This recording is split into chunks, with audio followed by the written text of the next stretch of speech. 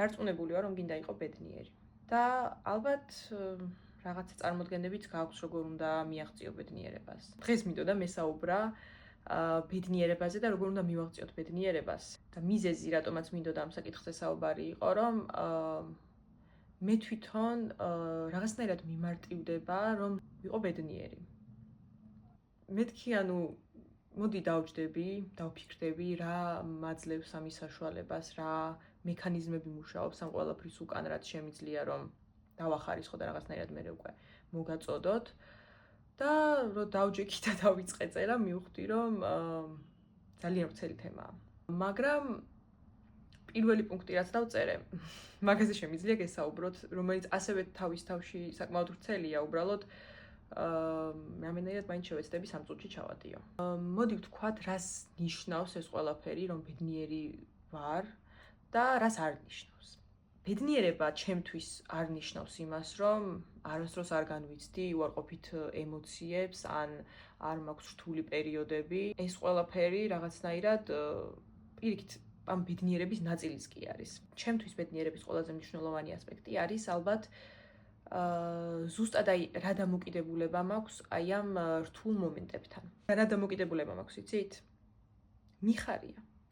და რატომ მიხარია, იცით? ყოველი ჩემი ახალ ეტაპზე გადასვლის და ტრანსფორმაციის წინ იყო ზუსტად ეს ძალიან რთული სტრესული მომენტი. რატომ შეიძლება რომ რთული პერიოდები იწვევდნენ ესეთ ტრანსფორმაციას? რთულ პერიოდებში გვიწევს, გვინდა არ გვინდა და ალბათ არ გვინდა უფრო, გვიწევს რომ თვალებში ჩავხედოთ ჩვენს შიშებს და ტრავმებს. და ძალაუნებურად უნდა გადავლახოთ ისინი, ან საზოწარკვეთილებას უნდა მივეცეთ.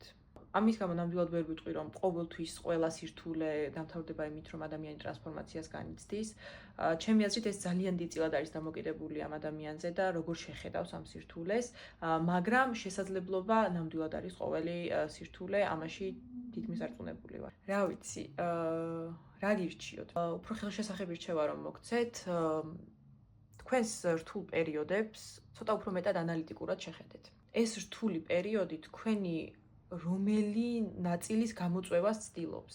იმიტომ რომ როგორც წესი ეს არის ხოლმე რაღაცა დაუმუშავებელი გვაქვს ჩვენს თავში, მოდის პერიოდი და არ გვაქვს იმის უნარი, რომ ამ პერიოდს გავუმკლავდეთ. ნამდვილად ვერ გეტყვით, რომ უარყოფით ემოციებს არ მოიცავს, ეს მოიცავს, მაგრამ იმის თქმაც მინდა, რომ ამ ყველაფრის გადალახვის შემდეგ მართლა საკუთარი თავის ძალიან გაუმჯობესებულ ვერსიას დაინახავთ. და პრინციპში თუ არ გამოგივიდათ, ეგეც არ არის კატასტროფა, იმიტომ რომ ყოველთვის შეგიძლიათ რომ კიდევ ერთხელ სცადოთ.